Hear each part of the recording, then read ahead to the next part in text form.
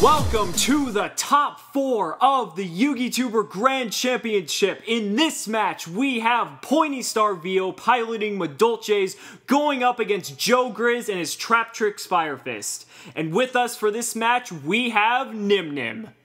What's going on, you guys? Good to have you back, Nim Nim.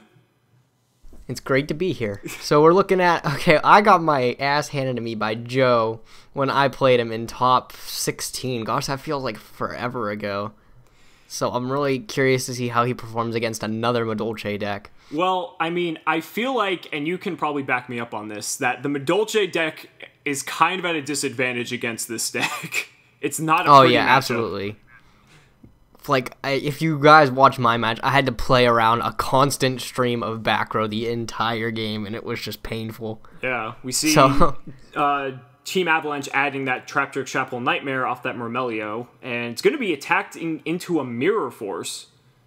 I don't know about wasting that early. Yeah, I agree. I don't know, but maybe Vio has a plan that he wants to just go off with a somewhat empty board, because it looks like Team Avalanche is just walling up here, so I don't know about that. But I mean, like, if he knows what he's playing, he knows, like, maybe he's expecting to get something out of that set monster. Like, can he make it exceed or something with it? Well, it's a... No, I don't know why you would protect the Messenger Lotto like that. Maybe he's going to try to just play a really simplified, like, one-for-one game. Like maybe that, or maybe he wanted to... Like, maybe he expected Joe not to know what he was playing. Because I would have set Messenger Lotto and Ticket, or I would have summoned my Messenger Lotto and Ticket, because then he would have to trade with the Myrmello. Right. You know, it's tough, because I feel like if you attempt to combo off with Madolches, like, he's going to have some card to stop your combo. So I feel like it's almost like Pointy Star's, like, just adjusting to that. We see the blind MST on an MST. So there goes the Ticket. That was a kind of random exchange. I don't know why he would waste that. Yeah, I think now Derek's going to be a massive disadvantage going into this game. Yeah. And we just... what's up with people burning Mirror Forces on ones?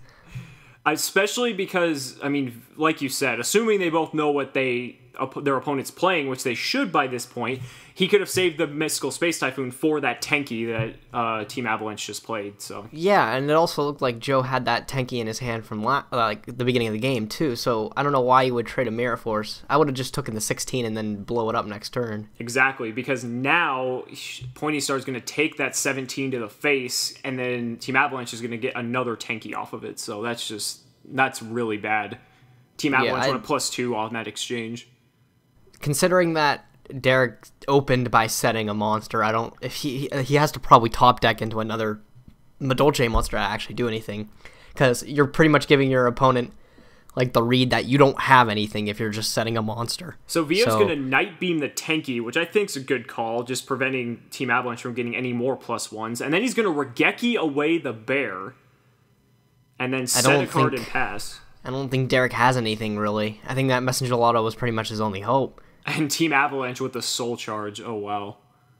And you know that Myrmello coming back is going to pop that back row. So absolutely. We get to see if it's a bluff or not. I mean, Vio was just kind of, at that point, hoping that Team Avalanche didn't have just anything. But, I mean, Soul Charge is a card. There's that dead Palooza as well, because Vio didn't summon anything last turn, didn't he? No, but Palooza has put in work in this tournament. We've seen some work. So since Team Avalanche can't use his battle phase, just going to pass it back to Vio, who's going to summon a Messenger Lotto. Okay. Does he have an instant fusion? I don't know. He's either going to have to trade with that Myrmello, or he can't attack that. I don't know. He's attacking the bear. And another waste of a Mirror Force. Why wouldn't you just let him take the 100 and search yet another Tenki? Well, he doesn't have the space, but like no, that was I feel like Vio had a Lance or a Book of Moon or something, because he wouldn't have attacked that bear like that. I mean, unless he's a masochist, but... Yeah, I didn't think of that. So I think it's like, it looks like this game's over already. It looks like game one is going to come to a close, because this is just all downhill at this point. I mean, Vio has one back row. Team Avalanche being preemptive and putting one of the Murmelios to defense, which I feel like is a smart play, especially considering how much advantage you have. It's like, why not? There is that Book of Moon you were talking about also. Yeah, so that makes sense. So we're gonna Joe see also putting his Murmillo in defense in lieu of those mirror forces that we've been seeing. But Team Avalanche has the Lance, so that Bear's attack's gonna go through, and he's gonna still get that search. So I mean, Team Avalanche with the pluses. I mean, I don't really know what Vio can do at this point to come back. No, because I mean, Joe doesn't have to, but he can make Laval Chain and stack Dionea, and it's pretty much over from there anyways. Yeah, that would be the most optimal play. I mean... Oh, I don't know, Heartland what is Draco. up with some of these plays, man? Why would you make Heartland Draco on an open board? Yeah, that's like a really questionable play. The Heartland Draco is just going to sit there. I mean, he can only attack the Heartland Draco because he has a Wow. face-up tanky, but... Vio top deck the Angeli, though. But there's nothing he can really do with that because he can go. I mean, I guess he can go Hoot Cake, Messenger Lotto. Well, but Hoot there's Cake- and this game's Oh, over. man, yeah. He has the Vanity's Emptiness, and Team Avalanche had the Trap Trick Chapel Nightmare and the Bottomless back there. So Yeah, no I matter don't think- what Vio was going to do, I mean, it was over. So we're going into Game 2. Vio starting us off just like Game 1. There's Instant Fusion. That's an interesting card. I see it getting played now with the new Choco Alamode because you can bring out like Parasite Road or something and go into like her with Pudding Cess, which makes really cool plays. But I would have never thought of playing it in like a build like this. Yeah. Team Avalanche dropping that Max C, but we see Ragna 0 on Vio's side. That's a really good card in this matchup. I agree. It's almost kind of worth it to give Team Avalanche the plus off that just to get that Ragna 0 live because now he can't tanky, which means that he can't use tanky to bear pop before the Ragna would kill the bear. So, I mean, he's got some pretty good protection right now. Now, I'm not sure how Vio's going to protect that Ragna 0 like against, I was going to say aboard a set 5, but set 3 is pretty much just as bad. So, like, there's Angeli, too. Oh, wow. Yeah, looks like Vio's got the cards this game. So let's see what happens. He's going to tribute off the Angeli. The Vanity's Emptiness again. Yeah, Vanities is still at 3 in this tournament, so, I mean, it's pretty likely that if someone's going to be playing Vanities that they're going to have it. I didn't think of that. I was going to say, man, Joe opening up with the 1 of both games. Aren't you glad that card's back at 1? I don't know. Or Now, I 2-1. thought of it, like, before. I wasn't really happy with it. I'm like, I don't know if this should go to 1, but now I'm very satisfied watching this again. So we see in the chat that Team Avalanche is asking, declaring through the phases of the battle step, or the steps of the battle phase. I mixed up my words there. So in the battle step, Team Avalanche is going to MST his own Vanities. What set card could that be? That special summons one. I can't think. Oh, Ice Hand. Yep, it's going to be an Ice Hand. So now in the damage step, the Ice Hand is going to fully resolve and special out a Fire Hand. That was actually really smart. I mean, he did destroy his own Vanities, but I think it's well worth it to potentially get rid of that Ragna 0 on his turn. Yeah. So now Vio is stuck not attacking that thing, so... And Vio doesn't even have any back row to deter the Fire Hand, so this could be a really big turn for Team Avalanche. And he has the Murmelio on top of it. That Murmelio getting those trap holes to hand is just... It's brutal towards, like, Vio. Like, we see late game, if Joe just holds those cards, it becomes, like, near impossible for Vio to really come back. Exactly. I mean, it's exactly like what happened with your game against him. It's just like fighting through the back row with Medolces is incredibly hard.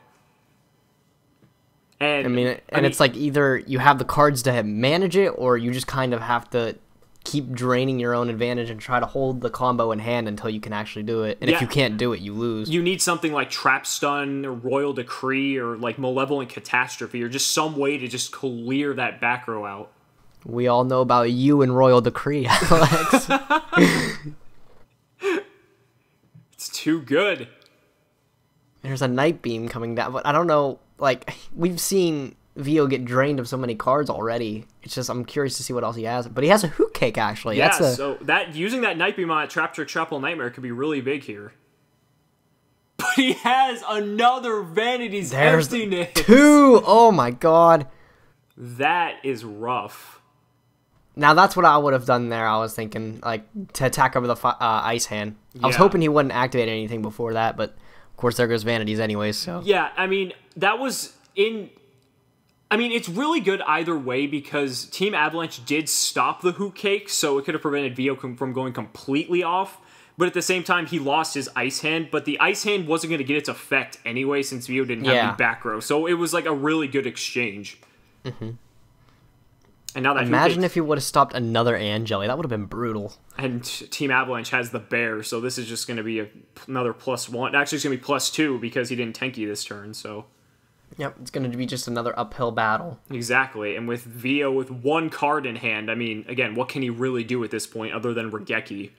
I mean, the only thing that could really kind of help is if that's a Space Typhoon and he can get rid of the tanky, so it stops the, like, just the constant chain of getting advantage, but then he has to top deck into something else really good. Or he needs Ghost Ogre and Snow Rabbit. You mean Ghost Rabbit or Snow Ogre?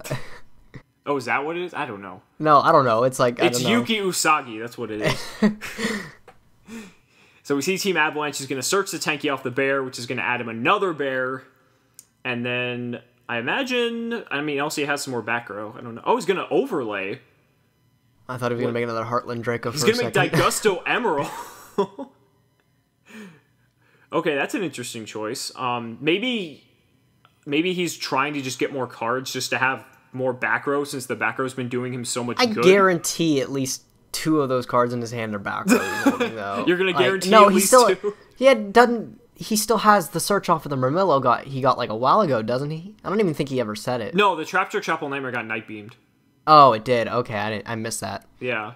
But the good thing is, too, he's recycling his hands back to the deck, so... looks like he just set 1. But, yeah, I mean, PointyStarVio just setting a monster in that face down. And there goes the second bear he just searched. So that face down, we're going to see exactly what it is here. Exactly. It's just going to get popped by the bear's effect. I mean, who knows? It could be a hand. Vio might have some hands of his own. And unless that back row is that Mirror Force we know he loves. Oh, and there. He's just going to concede at that. So. Yep. That's going to be it. So Team Avalanche is the first finalist to enter for the YugiTuber Grand Championship. Thank you all so much for watching the video, and we will see you in the next match.